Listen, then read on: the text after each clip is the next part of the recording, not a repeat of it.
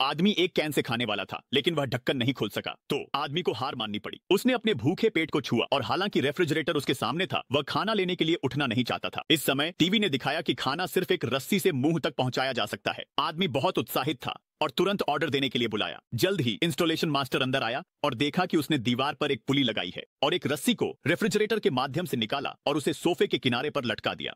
आदमी ने धीरे धीरे खींचा और बियर और सॉसेज पुली के जरिए उसके पास आ गए। जब उसने बियर पी ली और नहीं जानता था कि खाली बोतल को कहां रखना है, तो टीवी पर रस्सियों के लिए कचरे का डिब्बा फिर से दिखाई दिया। यह देखकर आदमी ने बिना किसी हिचकिचाहट के ऑर्डर दे दिया। तभी इंस्टॉलेशन मास्टर कचरे का डिब्बा लाया। कमरे में एक और रस्सी थी। जब आदमी ने देखा कि कचरे का डिब्बा गिर गया, तो उसने आसानी से बोतल कचरे के डिब्बे में फेंक दी और आदमी इससे बहुत संतुष्ट था। उसके बाद टीवी पर जो भी चल रहा होता, आदमी तुरंत कॉल करके ऑर्डर देता। इस तरह कमरा विभिन्न रस्सियों से भरा हुआ है और यहाँ तक कि एक पैटर्न भी है। जब तक रस्सी खींची जाती है, इलेक्ट्रिक पंखा नीचे आ जाएगा। इसके अलावा न केवल तकिया अपने आप पहुंचता है, बल्कि खाना भी सीधे मुंह तक पहुंच जाता है। उस पल आदमी थोड़ा सोया हुआ महसूस कर रहा था। उसने फिर से रस्सी खींची और दांतों को ब्रश करना शुरू कर दिया। स्वतः फिर वह लेट गया और खुद को कंबल से ढक लिया। जैसे ही आदमी सोने की तैयारी कर रहा था, टीवी अचानक चालू हो गया। आदमी ने रस्सी खींची और टीवी बंद करने की कोशिश की, लेकिन उसने जितना भी खींचा, ये बस काम नहीं कर रहा था और उसे खुद टीवी बंद करने के लिए तैयार होना पड़ा। उस पल टीवी पर होस्ट ने अचानक रस्सी खींची और आदमी तुरंत सोफे पर खींच लिया गया। उस पल